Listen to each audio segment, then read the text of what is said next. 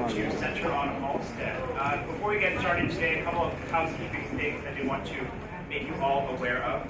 First, please do silence your cell phones for this evening, although we do invite you to join us on Twitter with the hashtag rights and justice. Also, if anyone does need an interpreter for the evening, there are 2 reserved seats over here in the front. We do have an interpreter available. Also, we do ask, out of respect of privacy for our performers, that no video recording is used tonight, though we do invite you to take photos if you wish.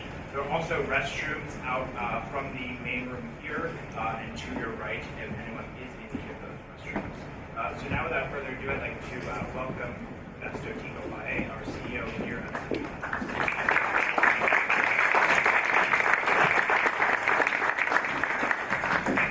Good evening, everyone. Can you hear me? Yes. How's this? This is better.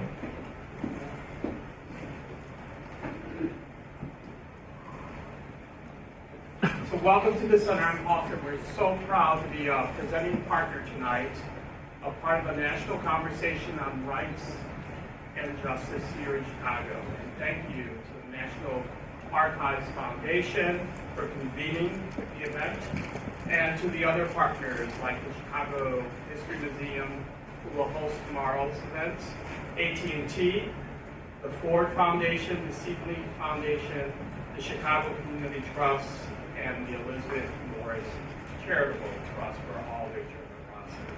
So let us thank them.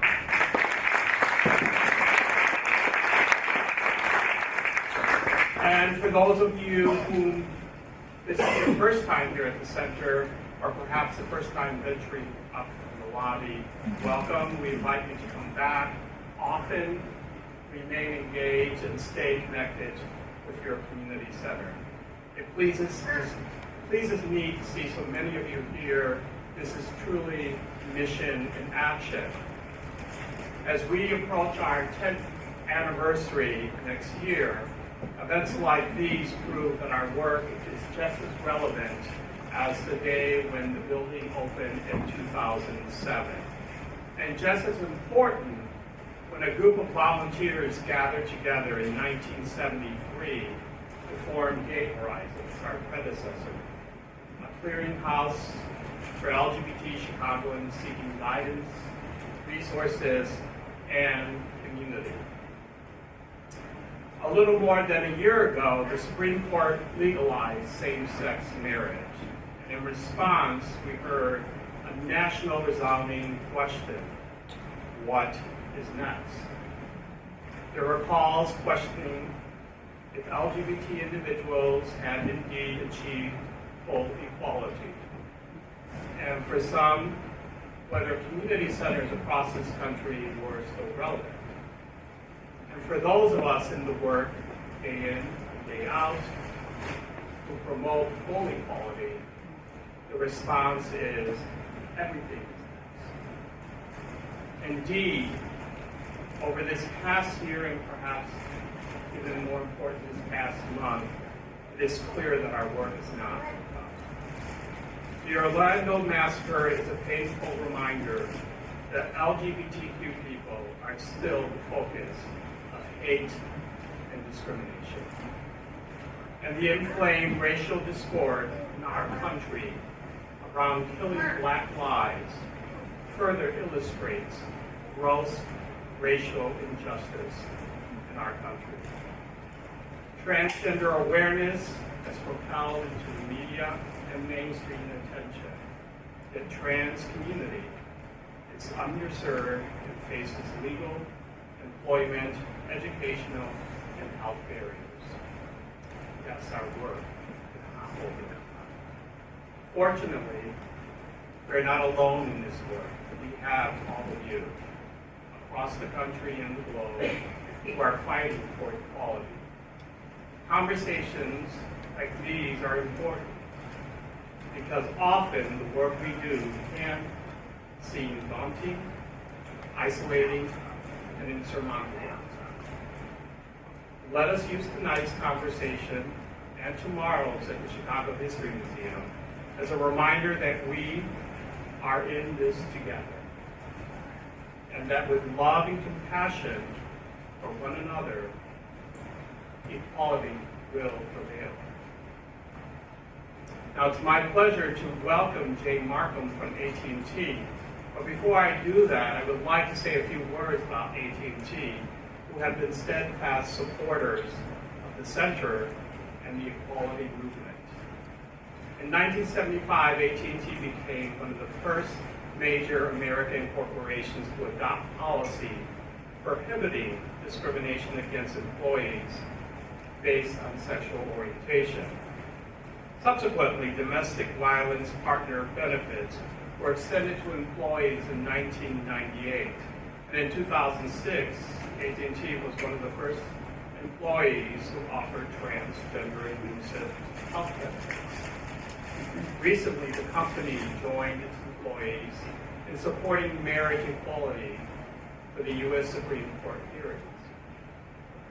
AT&T boasts that it is the oldest LGBTQ employee resource group in the nation, the League, which was founded in 1987. AT&T supports the Center on Policy goes back almost 20 years. And today it funds its Youth Leadership Development Program, the Cyber Center.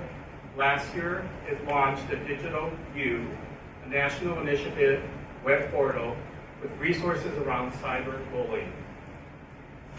And this past April, AT&T received the highest corporate award from the Center on Hosted, the Community Spirit Award. So it's now my pleasure to welcome you to the stage, Jane.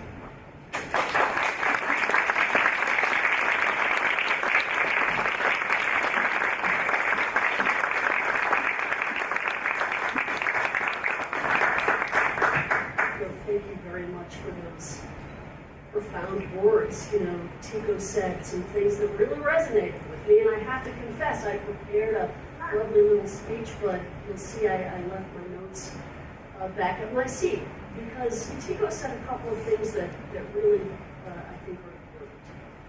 One of the things Tico said is that the Center on Halstead serves as a place to connect people, and that's absolutely right. AT&T is about connecting people. And I think it's important that we recognize that our ability to connect, our ability as individuals to connect with other individuals, to share our values is so important. And it's something that the Center on Halstead does so very, very well. So I'd like to take just a moment to give a good round of applause to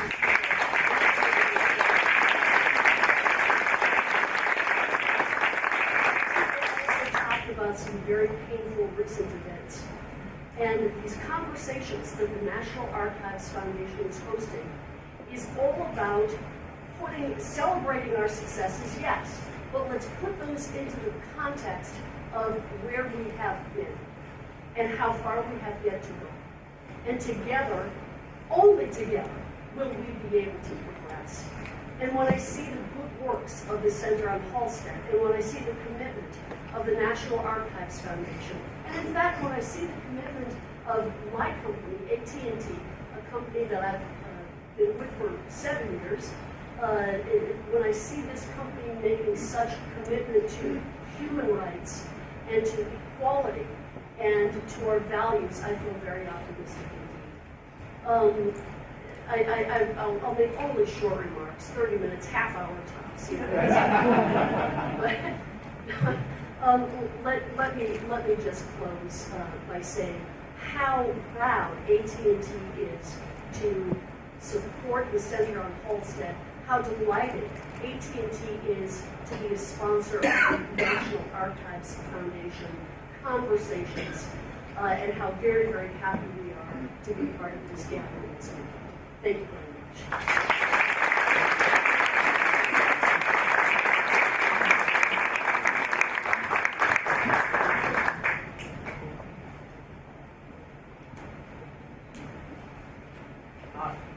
Good evening. I'm Jim Gardner. Know the program, I have comments that I'm making on behalf of the National Archives. I'm the executive for Legislative Archives, Presidential Libraries, and Museum Services at the National Archives, and I have the honor of welcoming all of you here, on behalf of the Archives and the Archivist of the United States, David Ferrier, who will be joining us tomorrow. 2016 marks the 225th anniversary of the ratification of the Bill of Rights. The Bill of Rights constitutes the first 10 amendments to the Constitution and are the catalyst for the Amending America initiative launched this year by the National Archives.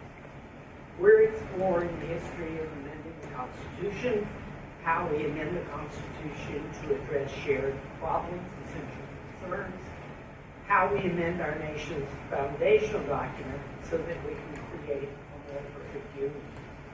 A few of you probably know, for example, that while there have been 27 amendments to the Constitution, there have been over 11,000 attempts to amend the Constitution. So amending the Constitution is important. But we're not just looking back at our history and the amending process. With support from AT&T, the Ford Foundation, the Seelings Foundation, Chicago Community Trust, the Elizabeth Morris Genius Charitable Trust, and the National Archives Foundation. The Archives is partnering with the Center on Halsted and the Chicago History Museum here, and then with other organizations across the country to conduct a series of national conversations about how we will ensure rights and justice in the 21st century. We're looking at the idea of amending America in a different way, not just about how we have amended America in the past, but exploring the challenges that persist today and discussing the changes that we need to make across all sectors of American society. National conversations have become more urgent since we started this initiative last year. Last year when we started this planning, we did not expect to be where we are today, and we did not expect these conversations to be quite so critical. But they are. Tonight we're beginning the discussion about a particularly important issue at a critical moment for us as people. We know too well that LGBTQ rights remain contested today. The horrors of Orlando were just a month ago. We hope tonight and tomorrow to advance the discussion, not just for 2 days, but for the longer term, and not just as a national conversation, but as a conversation rooted in community, a conversation rooted in real issues on the ground. We can't fix all the problems that trouble us as we gather here tonight and tomorrow, but we can provide a forum for talking, connecting, and moving forward. To start the conversation tonight, we're going to begin with a brief video narrated by Kofi Roberts and featuring Congressman John Lewis. Congressman Lewis is the honorary national spokesperson for the National Conversation of Rights and Justice, and there is no more eloquent spokesperson than Congressman Lewis.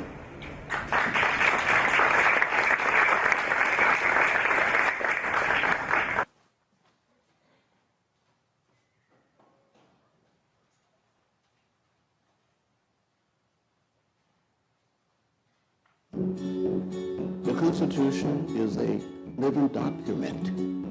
It's not static. As citizens, we need to make it real, not just for some of us, but for all of us. The phrase "with liberty and justice for all" mean all. We're one people. We're one family. We're the American family. The discovery of an individual's liberty is one of the foundational values of being an American citizen. America has been struggling to define the rights and justices associated with that liberty since the creation of its Constitution. From this struggle evolved the monumental Bill of Rights and 17 more amendments to define and protect our liberties. Over time, the amendment process has been tested by a nation whose national sense of liberty, equality, and the inclusion of all citizens evolved with turbulence and struggle. When we were planning the March on Washington in August of 1963, I would hear Dr. King say things like, we must learn to live together as brothers and sisters. If not, we will perish as fools. Freedom, true freedom, is not given by governments. Freedom is taken by the people. The people of America are becoming aware that this freedom to their fellow human beings, and I call them human rights, are theirs to give. The issues that compel America to continue to define equality and fairness, I think it's innate. I really believe that it's in our soul. That we believe in freedom, freedom of the individual. We believe that humans have a right to peacefully coexist with fellow human beings. So there are two monumental statues on the Pennsylvania Avenue side of the National Archives building. One inscribed, study the past, the other, what is past is prologue. The message is we should be able to learn from our history so that we're not repeating the same mistakes over and over. And the role of the National Archives is to ensure that people have access to the records that demonstrate how those rights were achieved so that we can learn from those records. With over 11,000 proposed amendments to the Constitution and only 27 of those actually ratified, our pursuit of rights and justice continues to be a vibrant part of our democracy. It's up to every generation of Americans to own our democracy and continue this national dialogue of defining our personal liberties. It is very, very important for all of us as citizens, for all of us as one people, to take ownership of our system of justice. This is our democracy. It belongs to all of us. We must talk about it. We must debate it. We have to continue to fight every single day. If we do not, we will go backward. We don't want to go backward. We want to go forward and complete our effort to create a more perfect union.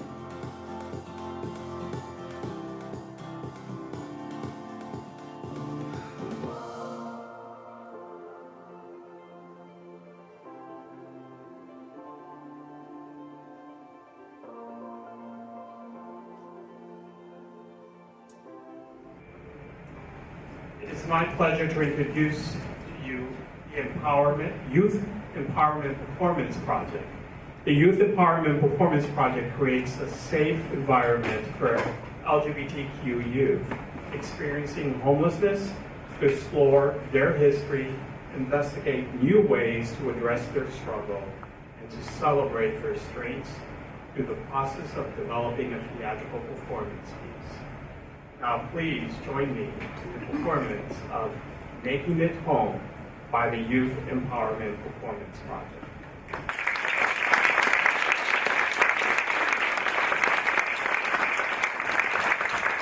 Good evening, everybody. My name is Bo Bermudez, and I am the Executive and Artistic Director of Youth Empowerment Performance Project. So I just wanted to share a little bit thank you, Fico, for sharing the mission of the program. I would like to elaborate a little bit more what you are about to see. So this, what you're about to see is the result of like 6-7 months of like collective processing and individual processing that young people have been going through to heal from trauma, to learn new ways to kind of like strive in life. So this is basically the result of like that healing process and their true story. So what you're about to see is their life on stage. After that, we are going to have a little talk back. So hopefully you can stay a little bit and get to know the performers a little bit more intimate. With that said, I am going to move this podium to this side over here, and then we can start the show.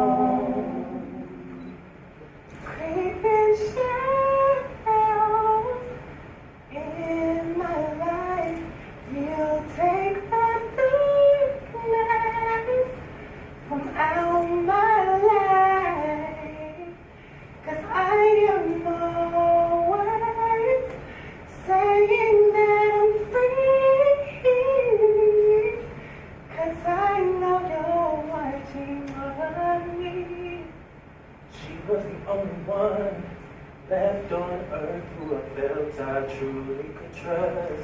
She was my safe haven. She was my running piece, and when she left me, I felt aimless. And sometimes I struggled to hold my vision. Confused around, wondering through life, crying real tears with no one to hear. Talking to brick walls like that people. Where is home? Where is home? Where is home? Where is home? Justice for myself and my community, not just for my generation, but for generations to be. Human we are, human you see, yeah. Held in captivity with the yearning to be free. My mind is racing, my heart is broken, shattered, she's taken from me like a rug. Standing in the mirror, not liking who I am inside. Why in the land of free I can't choose my own destiny? Is there you and I see? Why can't I see my faith in humanity? Conscious of a consistent race, born into an oppressive place. Where is home? I say, where is home? Where is home? Where is home?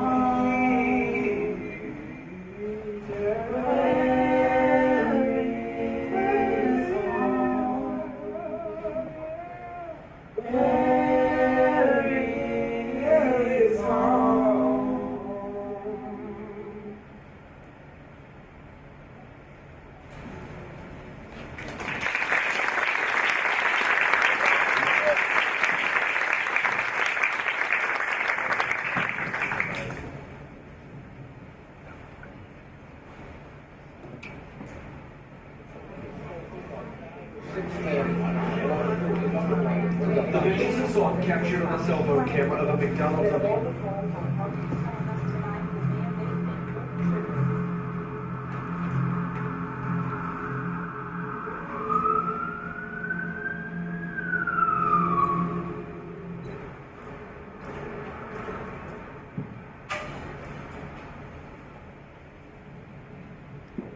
In 2015, just this past year, 20 trans identified were killed. A few of them not by the hands of others, rather by the hands of their own, because they couldn't survive the hatred and oppression this world had to offer. In other countries, trans identified people are being killed just for being who they are, just for being who we are. So many times, I've been on the brink of losing my life just because of other people's interpretations of me and who I happen to be. Sadly to say, this is our reality.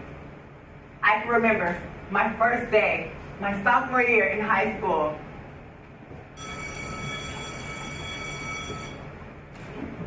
All right, good morning, good morning, good morning, good morning, students. Good morning. Hope you had a fabulous school year. My name is Miss Johnson, and I hope you would be... Excuse me, what is your name? I already said it. Oh, it's this name right there. But wait a minute. That's me. It's me. Okay, have a seat. Thank you. Now that Steve is checked in, you can continue. Excuse me, she. Right. That's a man. I don't know. It looks like a girl. Isn't it? That's so fucking crazy. All right, students, can you please try to calm down? What the fuck are you looking at? Don't touch me. Hey, are you a man? Is your mama a man? I'm just saying, where do you put it at? And where did your mama put it at? All right, students, can we please try to calm down? Oh, please. You know what? I'm out of here. I don't have to deal with this.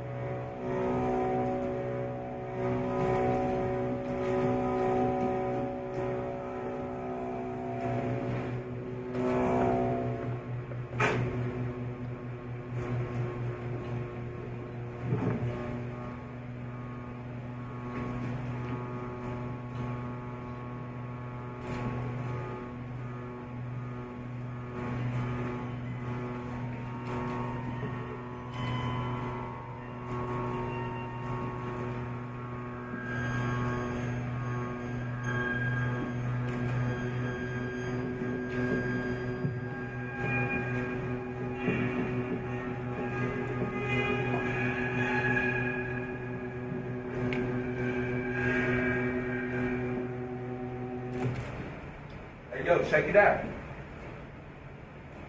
Leave me alone. What's wrong? Are you okay? Yeah, I'm fine. Just leave me alone. I mean, what, you want some money or something? What's good? Not being able to sleep anywhere or eat anything proper for a few days. My spirit and mind was weak. My soul was compromised. How much do you have?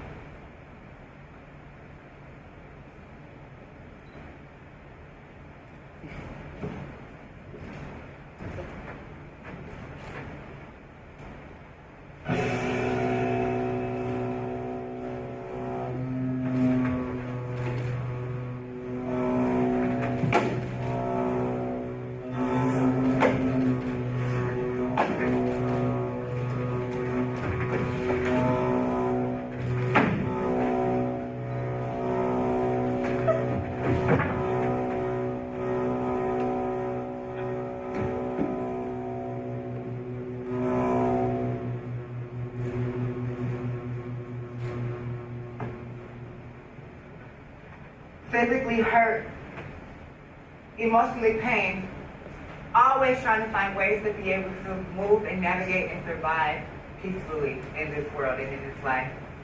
My resilience is honestly what kept me alive, kept me motivated to stay driven and achieve my goals and dreams.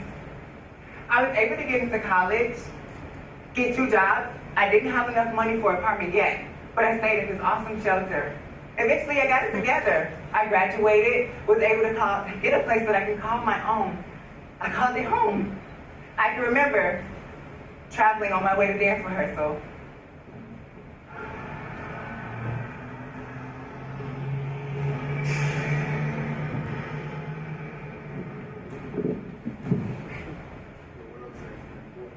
Hey, what's up? Yeah, I think that's a dude. That is a man. You better get your bitch ass from in front of me, you fucking fag. You know what? I got on this bus just like you did, with what? A bus ride that I paid for. So if you don't like me or who I am, you can get up and move. I'm not bothering you. Do you want to keep fucking with me, yo? Oh!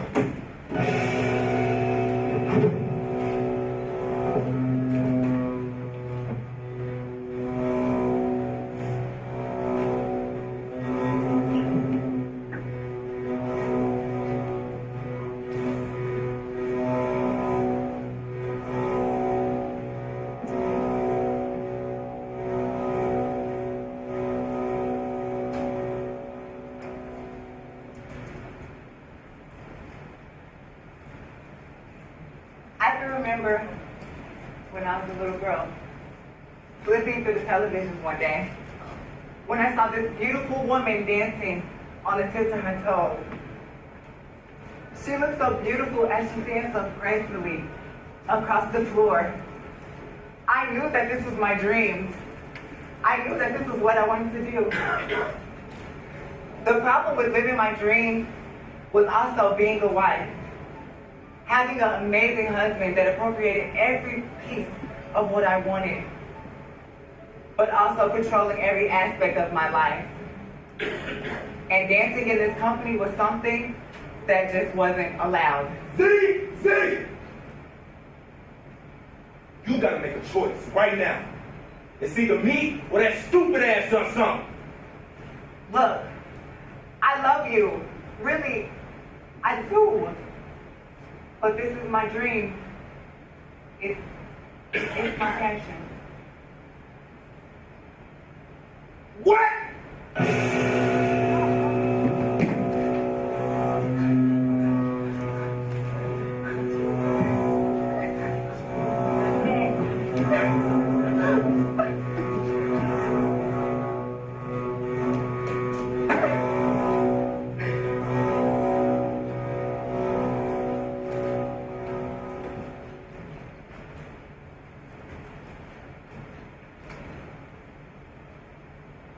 Living from a bottom perspective in a trans, feminine, exploitive world, I strive to gain resilience and resources for us all.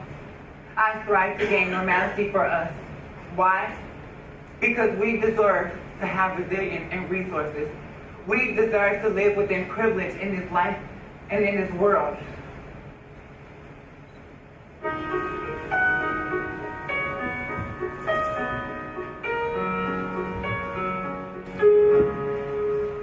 Hear them marching behind you. Soldiers in a line there behind you, babe. I know you give your life for the city. Can't you hear the bells on the ringing for you?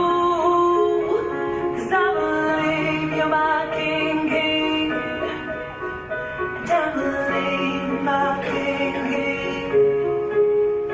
Let my love surround you.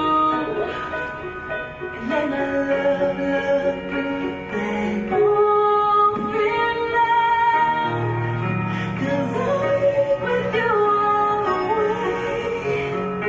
Don't join from the start.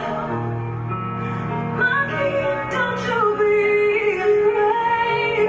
Fear not, fear not. And when the world sounds trembling, just say my name. Fear not, 'cause I'll be with you all the way. Fear not, fear not.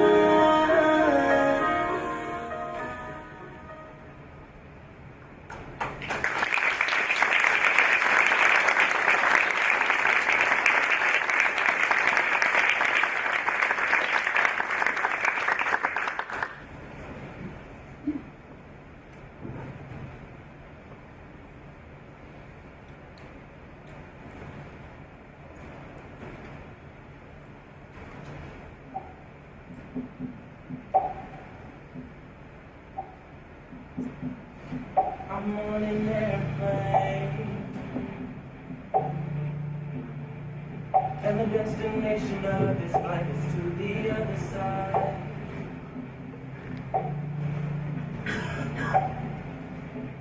I guess I'll have to go there. I guess I'll have to come here, yeah. I know where I'm from, but now I'm heading where I'm going right. And there are powers in the air, but you can't see them. And they got rockets and machine guns, and they're firing on my plane. But I say fire, fire, ready, aim, fire.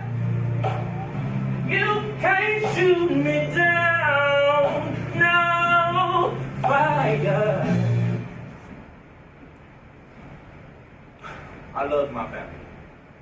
And even though our history has not been perfect, I love them. We don't share special holidays like birthdays or accomplishments or anything like that. But I've grown anyway. My struggle, though, is to establish a clear understanding of self and to master the person who I was yesterday in order to become the beauty that I am today. It's an ongoing journey and very, very bumpy when we as individuals treat each other as enemies rather than equally broken, searching individuals, no matter our shade or status. How excited I was. After so many years, thinking about so many things, unprepared in so many ways, this moment was finally here. My chance to push past the darkness of oppression.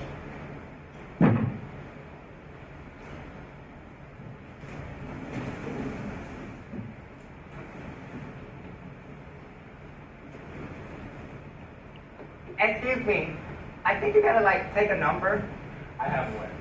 Oh, my bad. Good, good. Number 47. That's me. Hi. Hi, how are you doing? I'm okay, man. That's good. Welcome to the financial aid office. How can I help you? Okay, so I'm really just here to get my real student portal information. So, long story. I will Can I get your ID number? Yeah. It's 262 863. This number is cursed. You have to wait an eternity to finalize your age now. Now, go ahead and be stressed and harm yourself. Somebody really tore this trigger, huh? You'll never make it, stupid. Just give up now. You've made so many mistakes in your past that you'll never see peace nor happiness. Your statistics, that's it. Can you get fees in time? We're gonna have a copy of your W-2s from the last year. We need a copy of your mother's birth certificate, a copy of your grandmother's death certificate, a teaspoon of cow's blood, something old, something new, something borrowed. Long story short, I left. And later found out that all I needed to do was access the IRS data retrieval website with a simple password, and all my issues would have been solved.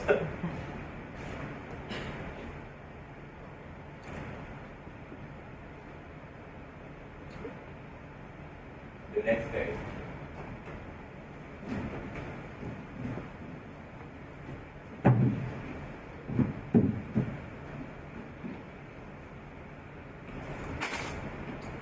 Work. Now, work is a place to really continue to build yourself as a professional, to really hone into your skills and learn who you are as a person. But if you just feel oppression or, talked down to, demeaned, discriminated against, it can feel very bumpy and really hard to even come up at all. Here's what happens when I go to work. Oh, the wonderful workplace.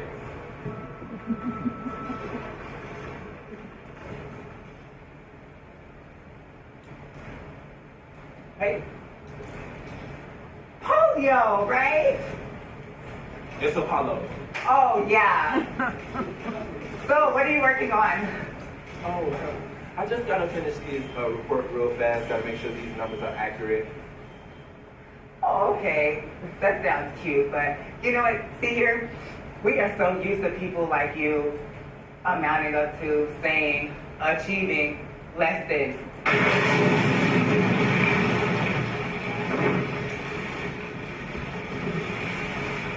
Look, just because I don't have the same education as you doesn't mean I'll never make it. I'm a human being as well. Oh, I'm sure you are. You know what, Liz? This is what I gotta say to you, Liz. Since the first day I met you, you've been so smug. And you might be a nice person, but you don't check your privilege at the door. If you really want to know something, know that you'll never know me. You know what, Apollo? The thing is, like, you don't belong here. You really don't. You're not like any of us here, let's just be honest. But you know what I'll do? I'll keep an eye out for you on the Crime News Daily Box. Oh, wait a minute. That's my cue.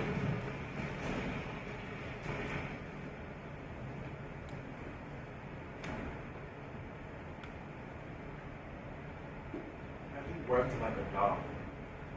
Like a black dog?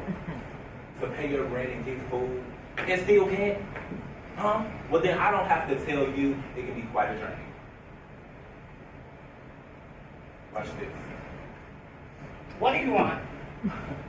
Some food or something. I mean, I got a job, I'm struggling. Can you tell me a little bit? You're not first. I'm so sick of you young guys coming in here. One nothing. You're all pathetic. Kind of useless. Hey, what about single mothers like you, huh? Who leave their families to the streets to fend for themselves? You know what? I got a tip.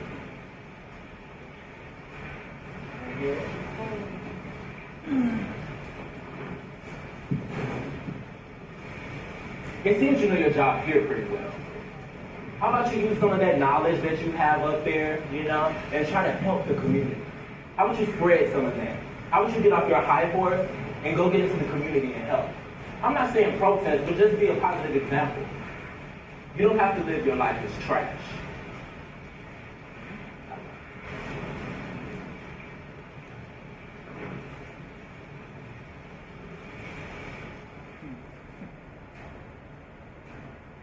Hospitals, potential employees, rents, it doesn't matter.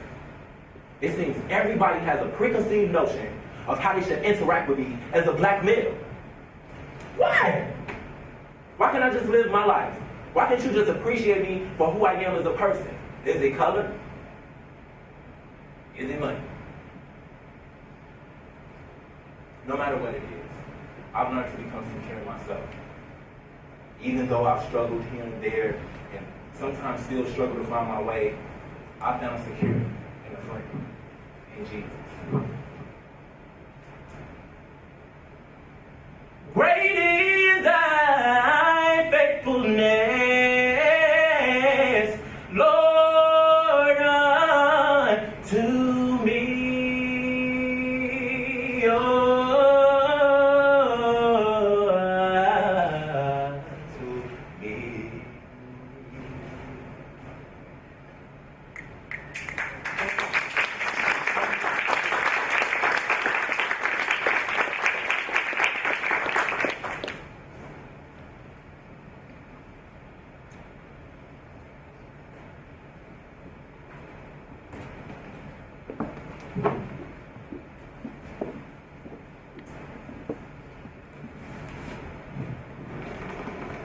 By the way, that one didn't deserve it.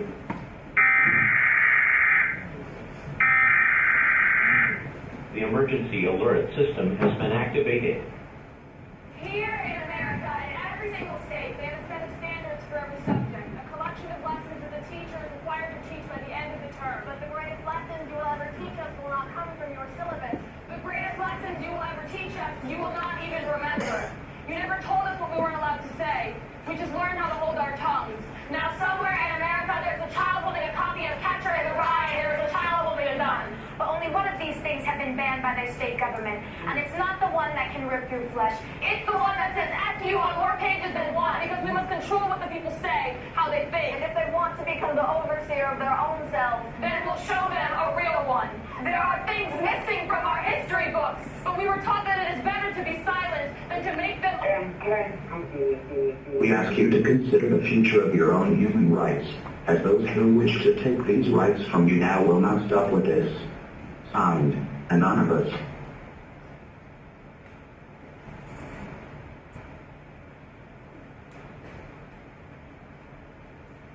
Confused little girl, finding little kids with no one to hear.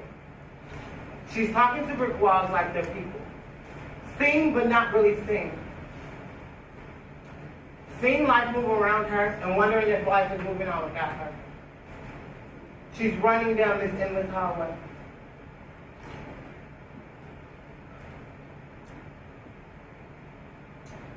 She is lost in the big city.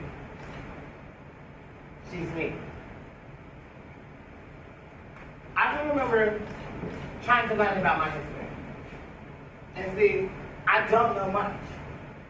See, there is older people in my life that I can look up to and talk to about this, but it's like they're hiding things from me.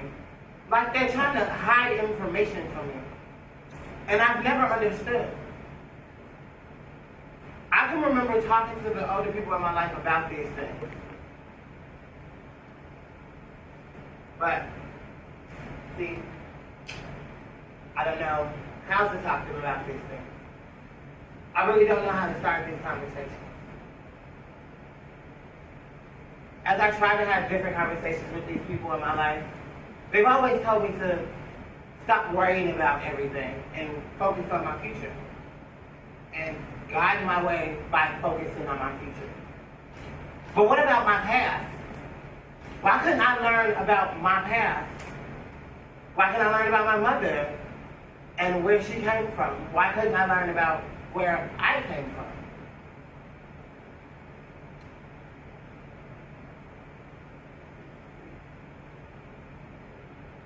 No one can give me these answers.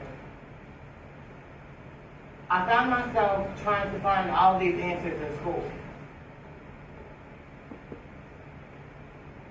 My peers were there, and I talked to them about it, but they didn't understand me either. Oh my God, it's not like everybody was too tired. Well, let me tell you what he did. Is it her girl? I think so. First time it was her. I give her the one. You know, I don't know what people want to do. Like, I don't know if it's returned or not. Good morning, students. I don't know why it's returned. Good morning, But students. everything, girl.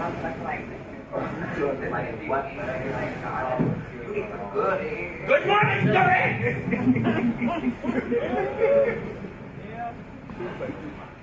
Thank you all so much and welcome back to class. How are y'all feeling, Greg?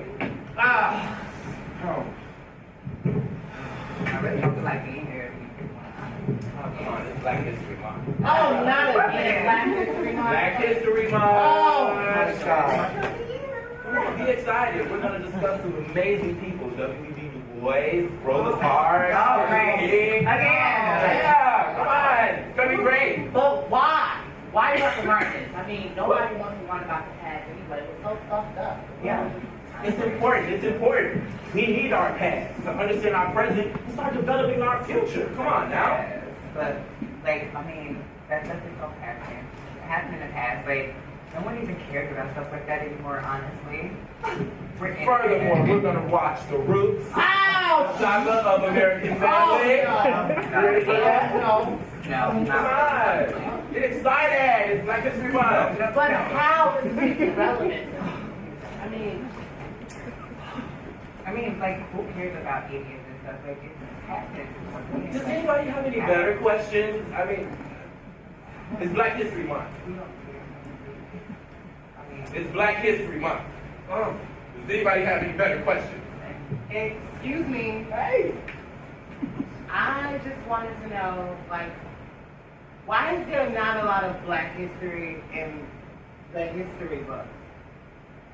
I kind of wanted to know, like, why couldn't we learn this all year round? I'm just saying, like, I want to know, why can't I learn what I want to learn? Yeah. Why can't I learn what I feel like I need to learn? Yeah, what you say? I'm just trying to figure out, where is all the history of Black people? And why is there not a lot, especially in the history books that I've read from in the past? Where can I find my real history? Where can I find me? And my only last question is, why do I feel like we're still in slavery? Like we're still in misery and being used and abused still to this day? As I asked all these questions, no one could give me the answer. My teacher told me that the reason why we had to do this like this is because it was a part of the syllabus, and this is what we had to do. He used to say, well, if I could teach this all year round, I would, but I can't. I really didn't understand why. I kept searching. I searched with my mom and my dad. I kept searching with my peers. I even tried to talk to my grandma again, but still no luck. I still couldn't figure out who I was, where I came from, or anything else. But after school, it was a whole different other thing. What's up? How you think? There go my girl right there. What's up? What's good? What's good? What's good? Late as usual.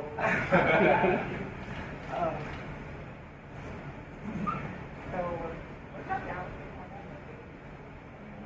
Oh, hey, look, that's who he is. Hey,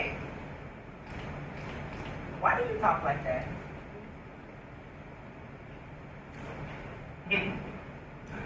Are you sure you black? Look, I saw your mama the other day, and your mama, she is too dark to be your mama, child.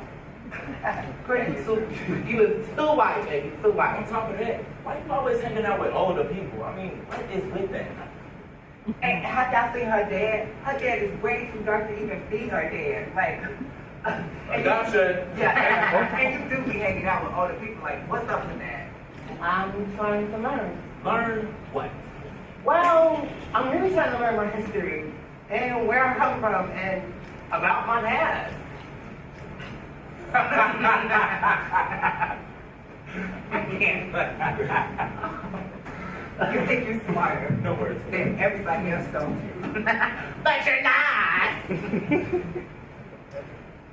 I never thought I was smarter than anybody else.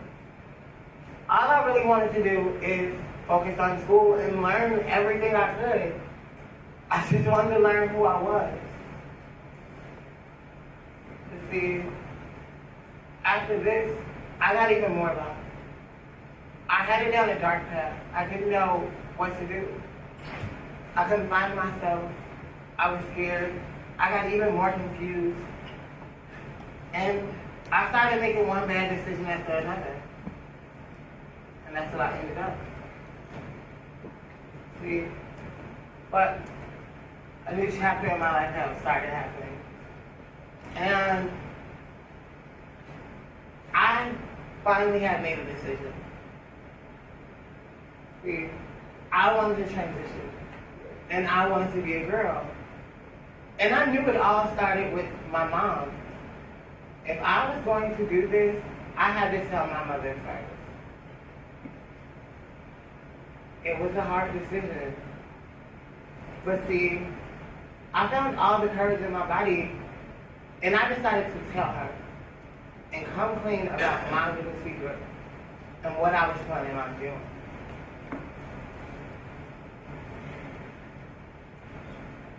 I really was hoping that she could support me and give me everything that I needed. This conversation was kind of scary for me, but I had to do it. Hey, Mom. Oh, hey, baby. Let me just turn this off. It's lifetime. What's up? I just wanted to talk to you about something. It's kind of important. Okay. Tell me, what's on your mind? Well, Mom, you know I've always been different from all of the other little boys. And I just wanted to tell you that I wanted to be a girl. And I wanted to transition. I just thought you should know. Well, you're my baby. You're my son. I'm going to love you no matter what. But let's just be honest. Transitioning from a boy to a girl, it's a really big deal. But you're an adult, so you're going to make your own decisions, baby. But I'm not telling your brothers and sisters. I'll leave that up to you, young lady.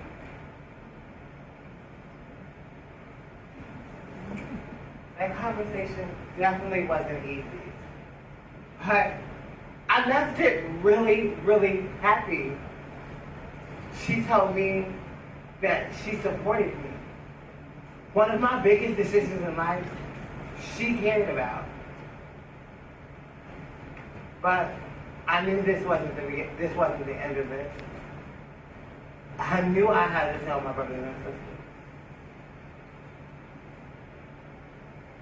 See, I was at a friend's house, hanging out, kicking it, and relaxing. Things got a little crazy because me and my friend we was drinking, having fun, hanging out, and just being young. But as the night went on, things kind of changed. I got to feeling very vulnerable and emotional. I kind of found myself finding the strength to call my big sister.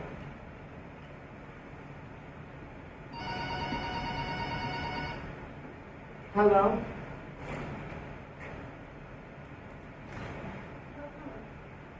What's wrong with you calling me at the time of night? Well, I just wanted to talk to you. It's kind of important.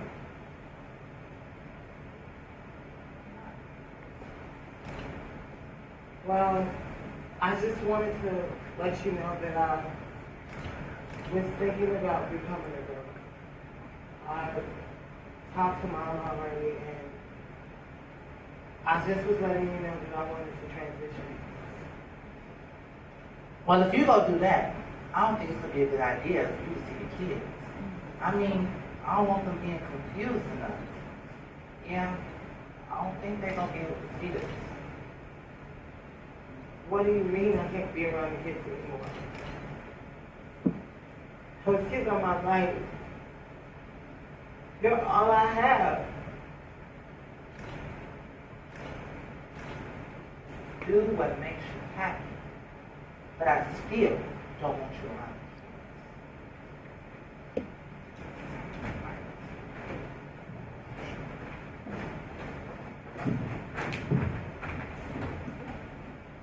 I instantly hung up on her. For her to tell me I can't be around my niece and nephew, it hurt.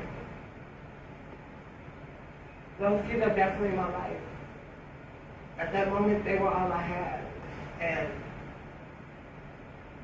from my own decision, she told me that I couldn't see them anymore.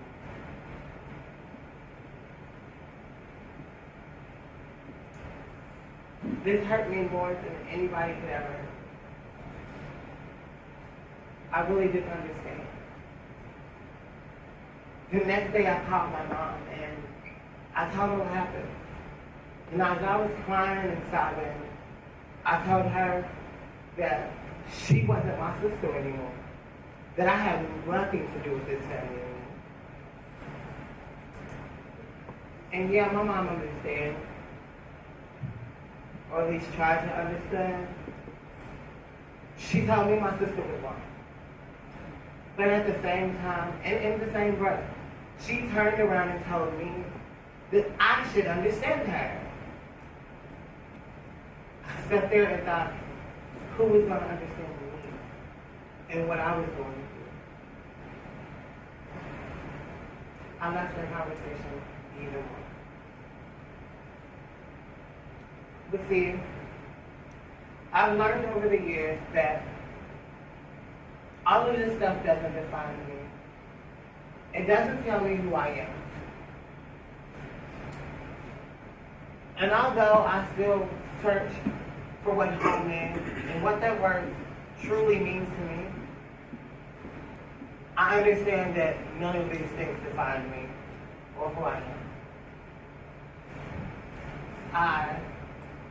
I'm still a little lost, but I'm finding my way as the days go on.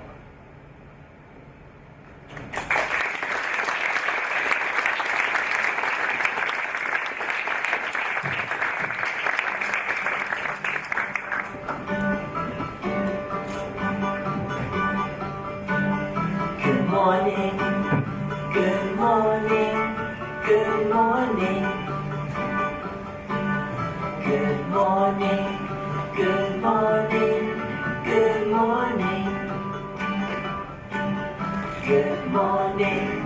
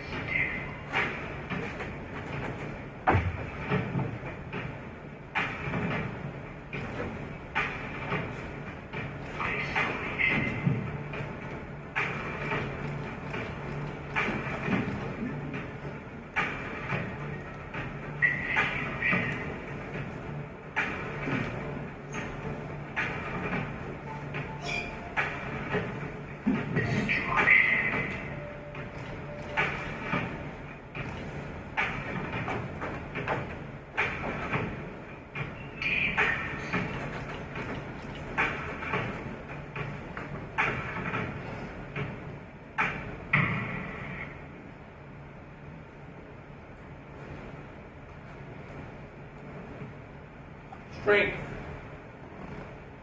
individuality, honesty, and justice. How to differentiate these things in life can be challenging.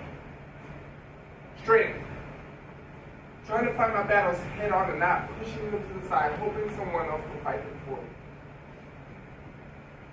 me. Individuality, because most of my time I've been compared to so many people and not being seen for who I am.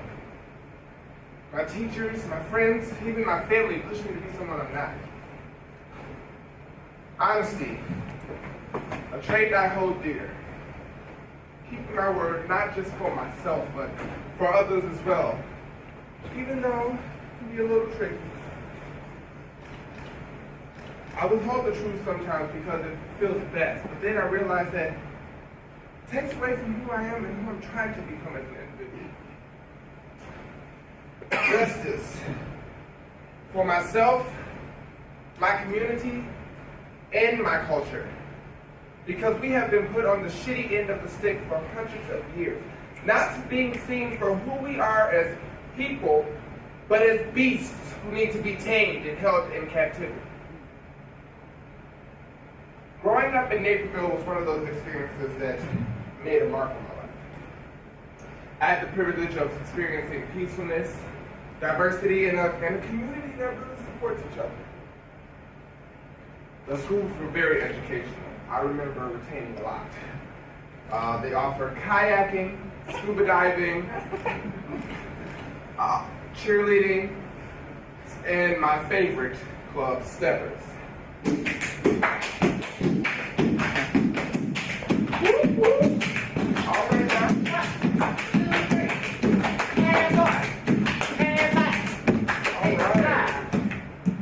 Which one of y'all came up with that? I did, last night. That's good. I like it. We should put that in a routine, y'all. What you think? I'm so but didn't we do something similar to that last year? No, we didn't. Well, either way, y'all. It doesn't matter. I think it was good, and I think we should put it in a routine. And I came up with something too. Last night, like you. What you come up with? Do you mind if I show you? No, go ahead. I'm gonna show you.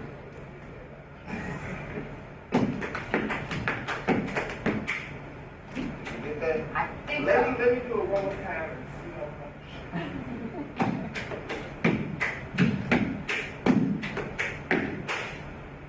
You get that?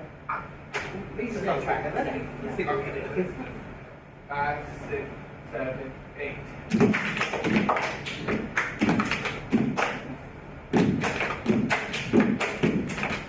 All right, that was cute. All right, y'all have a good evening. All right, all right. See you later. All right. Good one. You're gonna get the cues now. I think I'm just gonna go this way.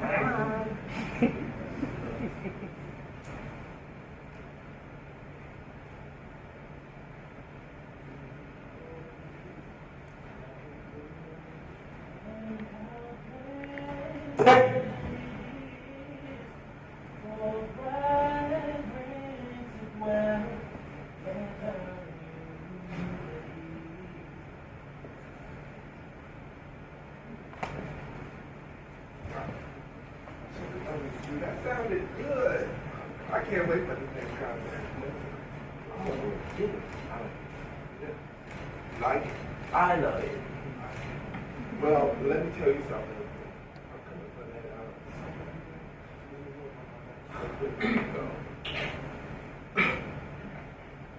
Behold, how good and how pleasant it is for brethren to dwell together in unity.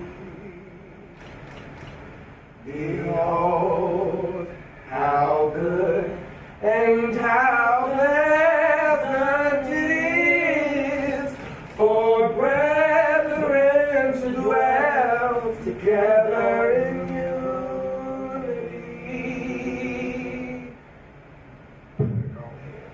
Okay, don't say number one.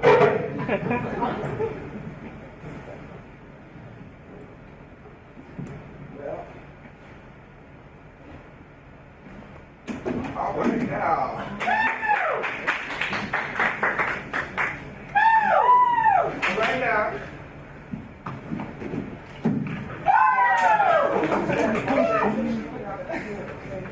All right, it's my turn. Oh.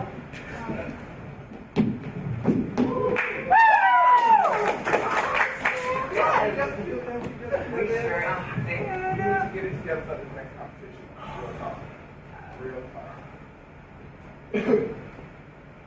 Look, you guys, I'm just so nervous this time, like doing this choreography. I really just don't want to mess it up. But I know, like, if we just keep practicing and keep our momentum, like, we'll be fine. We'll be great. Because all those years we were winning. Exactly. No. Hello. Cartwheel. And you did that for Herky and that round out? Well, I would say cartwheel. She needs a little more work. Mr. Christie. So, when's the next rehearsal? Exactly. Tomorrow, girl. What's wrong with you? Actually, it's going to be every day. Now get up and let's get this thing together. Okay.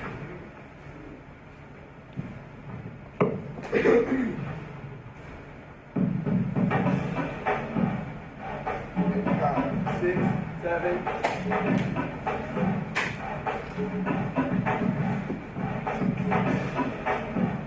Hey, woo! Woo! Yeah! Woo! That goes for rehearsal today. I'll see y'all later. Okay. You gotta remember that tomorrow. I will be there. People used to treat each other how they wanted to be treated. You never really heard too much about violence. Everyone was very neighborly. I even got invited to a couple of barbecues here and there.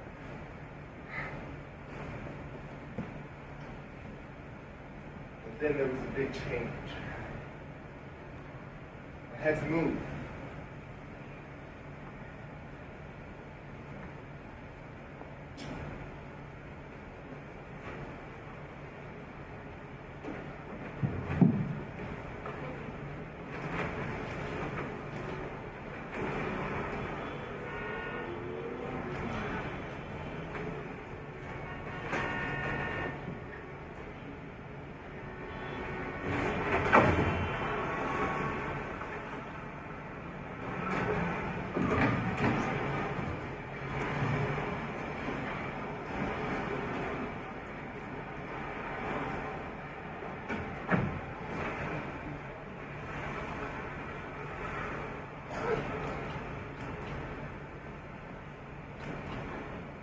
I moved to Chicago a little bit before my 21st birthday. My mother wanted to downsize our home because my brothers and sisters were going off to college and nobody else was going to do it. I moved to the South Side with my uncle because my mom thought it would be best. A year after, I moved with my grandmother. I got into a medical assistant program, which I thought was awesome. I was nervous because it was a new city, changing things up, but I was excited that I was starting my career. Home. What is home?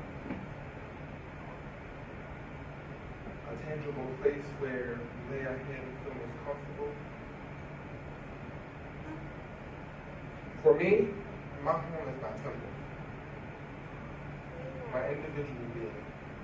I have to make sure this is okay before anything else is okay.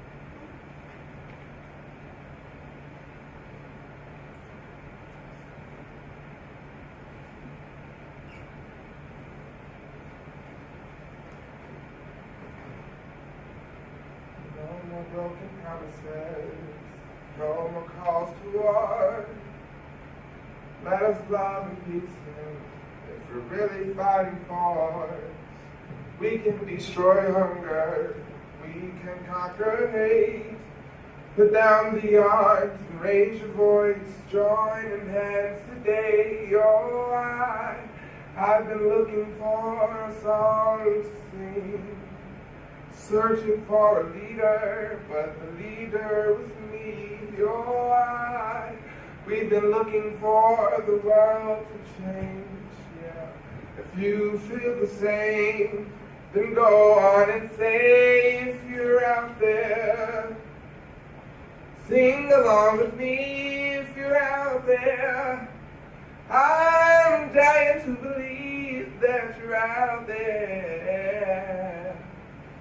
Stand up and say it loud if you're out there.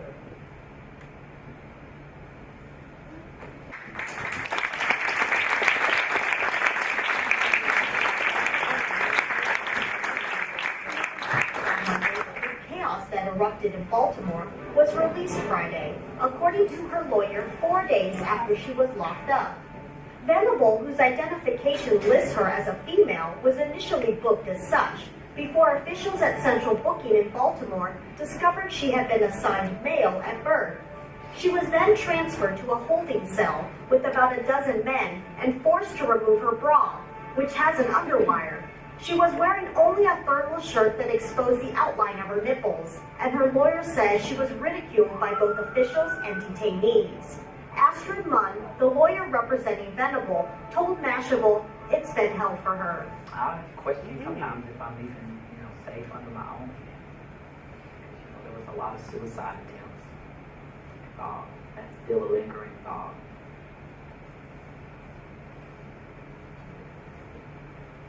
Sometimes I feel I have to find a home, a place where I can be alone, free from oppression, depression, discrimination, a place where there's no negotiation to be me. Oh, how bad I've dreamed to find this place, so much that I can almost taste. But you see, this place that I call home is a setup automatically. If you're black or brown or different, the system was made up for us systematically to try to down and even change one's anatomy. I've tried, people. Truly, I've tried to find this beautiful place that I call home without feeling alone, but this mission seems to be impossible. Feeling invisible on the inside, but visible on the outside, my life embarks in a journey. Most people think they know me, but they don't. What I go through is not an open book. Who I hang around as I so seamlessly walk this existence of mine on earth. It seems like being me and who I really am inside tends to make others uncomfortable or upset. What is this thing inside of me that makes most flee at the sight of it? It's simple. It's love. This thing, love. This thing that we call love But I don't just give ordinary love. I give unconditional love. Sometimes having this kind of love, along with good intentions, can still take someone's mind to a hula hoop. So skip intentions, right? Just like anybody else, my life has held its fair share of depression and pain. Looking back down memory lane, I can remember at the tender age of 19, when I first started my transition. I mean, it was a short story. I mean, I was going to see a boy at the time. I didn't have my ID, so I had to walk up 17 flights of stairs. At this time, 19 years old, looking beautiful as I could ever be in my natural attire, in my attire that I always knew that I had wanted to be. But still, my life drastically almost got taken from me. But just being who I was, for nothing.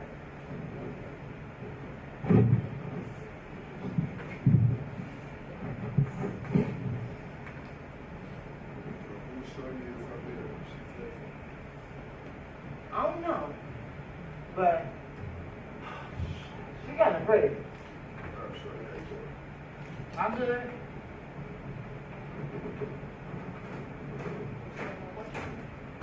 I'm going to see my man, so mix with the rest of his face.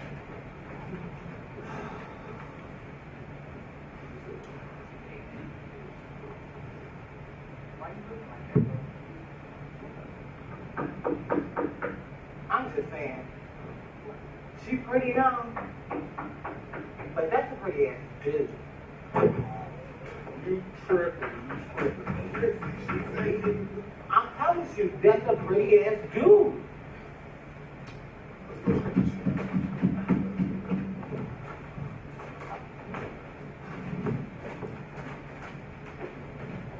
What up? Sexy. My homeboy right here told me that you're a whole dude. Go ahead and tell her this is for sponsorship. Everything in my body wanted to tell these niggas that I was a biologically born woman. But I had already heard them talking about X, Y, and Z, so I knew it was going to happen one way or another. I'm a trans woman. Whoa, I knew it! I told you! I gotta know it. That motherfucker tricked me. Run them pockets, you fucking fag!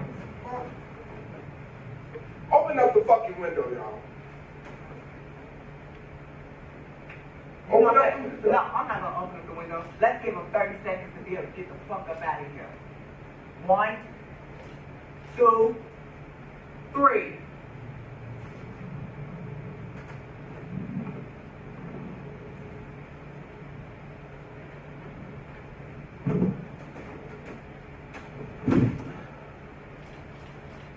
Now open up. No! Stop! Put me down! Damn. Put me down! Bag down.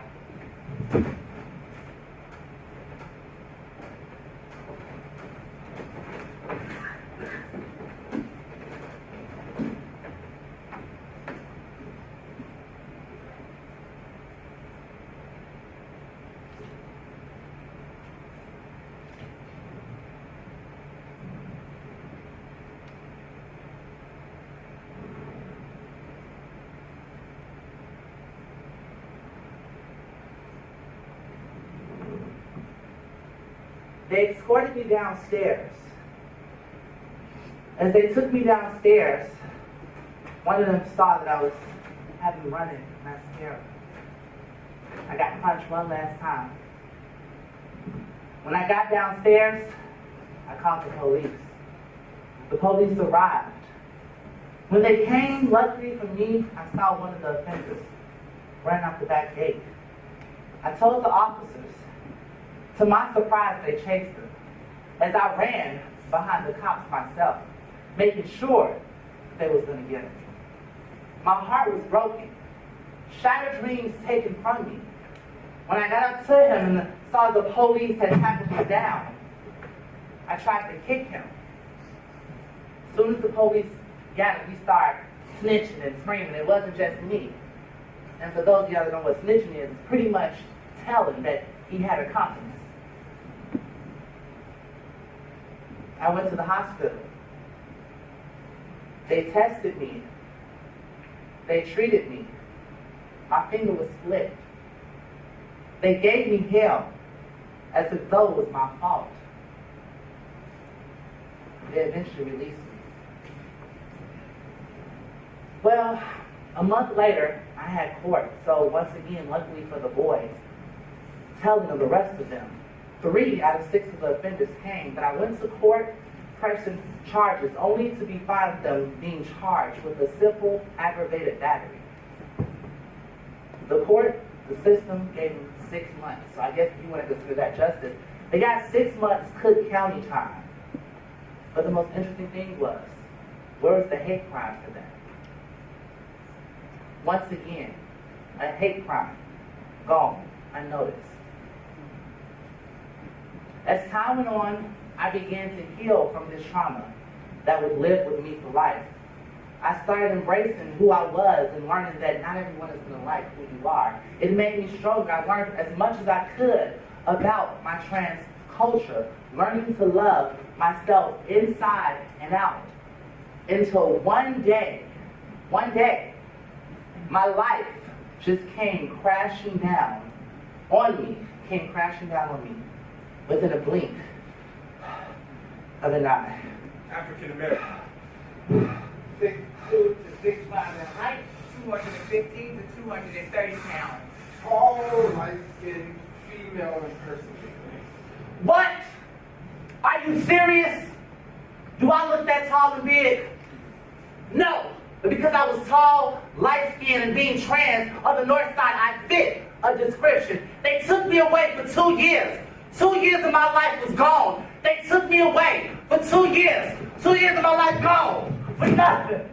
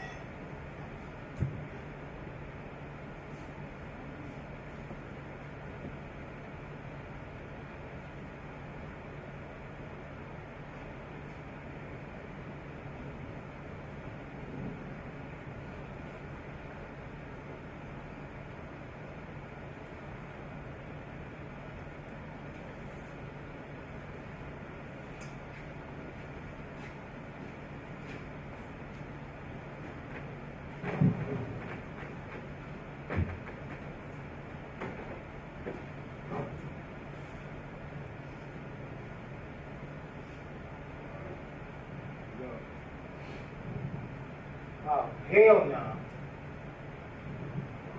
Now, niggas up in here looking like bitches. What the fuck does the world come to? Look, shit. Yeah. You know, I can protect you if you be my little bitch. Louis, George. Invité. Shake them.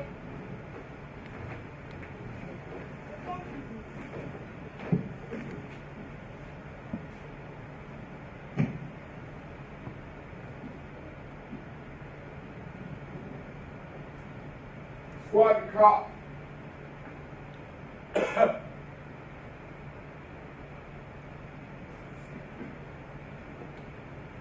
Squad and cop.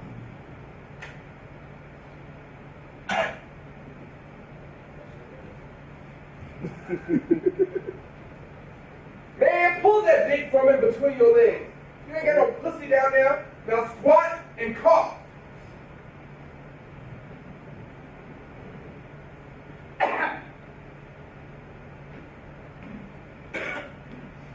Entry number 567432. Come here. Here you go. What is this ticket for? Oh, that ticket is for impersonating what you want to be and what I am. You know, the thing is, you would never be a woman. You would never be all of this funny. Okay? No makeup, no hair would ever make you a woman. You disgust me. Get out of my face. Pick it up. We don't accept your kind down here. So we send you to Jim Pop. But I didn't even do that. I don't want to hear it. Let's go, y'all. Move it!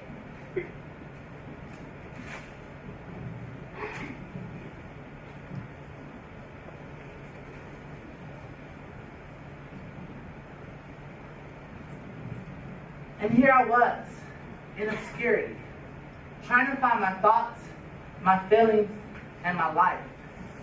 Here I was, confused about how I was being treated. Here I was, once again, put in a tiny space, isolated from the rest of the world. All because I am different. My whole life, I felt that I was not meant to be a part of this place that we call home. Why? Because it seems that someone of my character who brings love, peace, and harmony always gets thrown under the bus. However, I stand here today with my hands lifted high in good spirits. When the cares of life weighs me down and depression is all around, I still and I must stay blessed and humble. Through trials and tribulations from generation to generation, I will rise in my resilience and faith, while not forgetting my fallen brothers and sisters who have survived the oppression towards trans folks. I know that my God, in whom I solely believe in, has a plan for my life. I'm starting to realize that defining home is sometimes even difficult for me. But I do know one thing, that home, my home, is not a physical thing. It's something that is personal, internal, and spiritual. I know that this would not be an easy task or an easy journey, but I know that one day I must and I will someday make it home. When I think of home, I think of a place where there's love overflowing. I wish I was home, I wish I was back with the things I've been knowing. Winds that make the tall trees bend into leaning. Suddenly the raindrops that falls has a meaning. Sprinkling the scene makes it all clean. Maybe there's a chance for me to go back now that I have some direction. It would sure be nice to be back home. where there's love, love and affection. And just maybe I can convince time to slow up, giving me enough time in my life to grow up. Time, be my friend. Let me start again.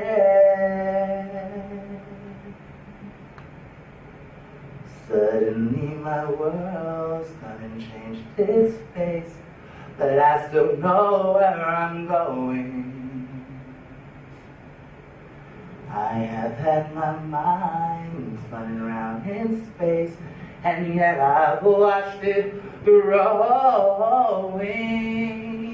Oh, I know you're listening, God, so please don't make it hard to know if we should believe the things that we see. Tell us, should we run away, or should we try and stay, or would it be better just to let things be?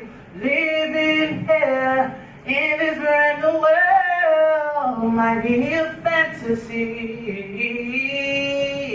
but it's taught me to love.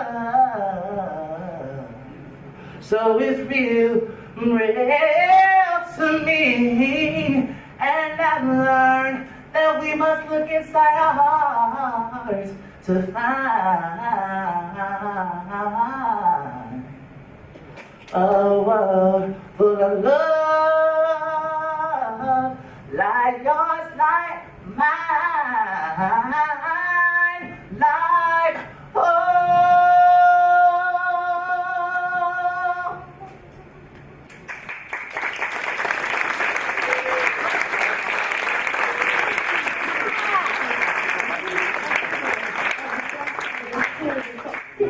times by a white police officer, the nation's top law enforcement agency has now said it has begun the inquiry into the patterns and practices of Chicago's brutal police. Now, this ongoing investigation.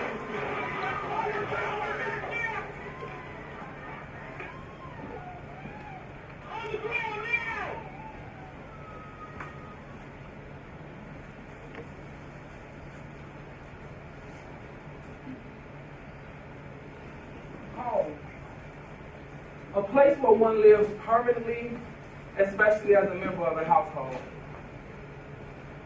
In my home, there's an estimate of 7.4 billion people, an estimate of 70 leaders, 196 rooms, all divided by blood, class, religion, sex, and the ones pigment of their skin. I walk these hallways, kicking, screaming, and scratching at each door, praying for someone to let me in, but no response.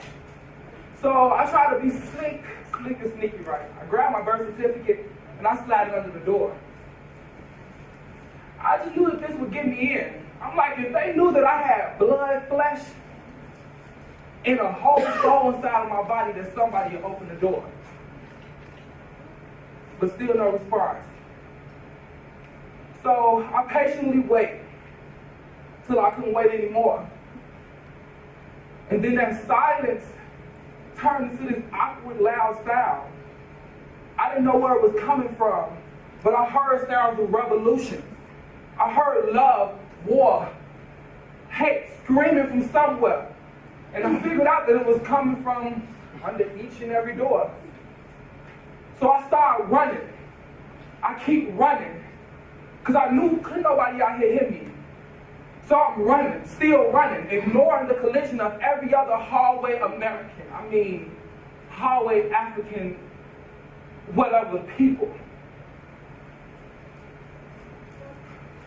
So when I finally realized that running wasn't getting me anywhere, I stopped in one spot. I stood there this time only to analyze this situation and try to brainstorm a better idea. So first thing came to mind, right? I was like, I'm gonna grab all my hallway runners and we're gonna try to do this together. The only problem was too many of them was in prison. In the front room. There was in the living room. Honestly, 1 in 15, 1 out of every 15, unreachable, untouchable. So the next thing came to mind. I was very active. I was like, I'm just gonna kick down every fucking door and like just fight my way through. But like every other household, there were rules. So that was out of the option. So with the power of my pen, I started to write letters. Unchangeable and untameable. And I slapped the motherfuckers under each door. Sliding the letters under every door. And what was on those letters was valuable information. I was letting everybody behind the door know that we was out here. And by we, I don't mean the hallway workers. I mean your brothers and sisters who are down the hall with the answer to your revolution. I mean the brothers upstairs with the game plan. I informed them on these letters that if you take down each and every door that you're hiding behind, we can duplicate numbers. I informed them that your same fears, cries, and hopes and aspirations are behind every other fucking door. So ironically, every letter slide back at me. Every single one of them, hashtag, hashtag, hashtag. And I'm still trying to figure out what's going on. Then I look at the ending point of every letter, and each one of them ends in lives matter. And I'm thinking to myself, you're right. No matter your skin complexion, your class, your racial, etc., you do matter. Little black girl, you mean so much to this world. Little black boy, your dreams are farther than what you or your family has ever experienced. And I see one letter that asks me what was the solution. And I can tell within how the literature was set up that they didn't believe in the question they was asking me. And I believe that I had the answer. I know it's a way for each and every person on this earth to matter. Because I hear the fucking answer behind each and every door that I'm constantly running past.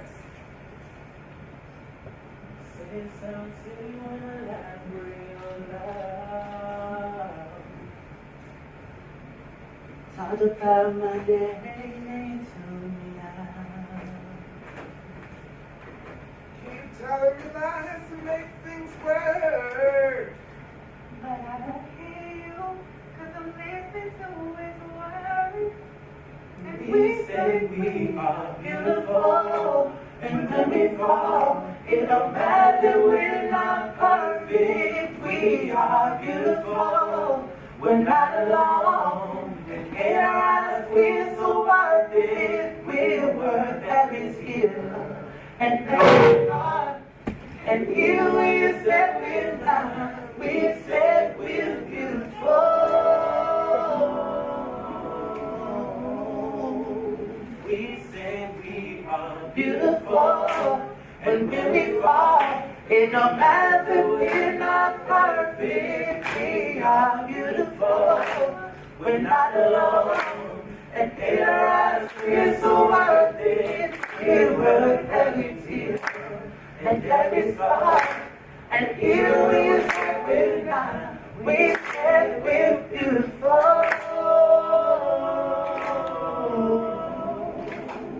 We say we are beautiful.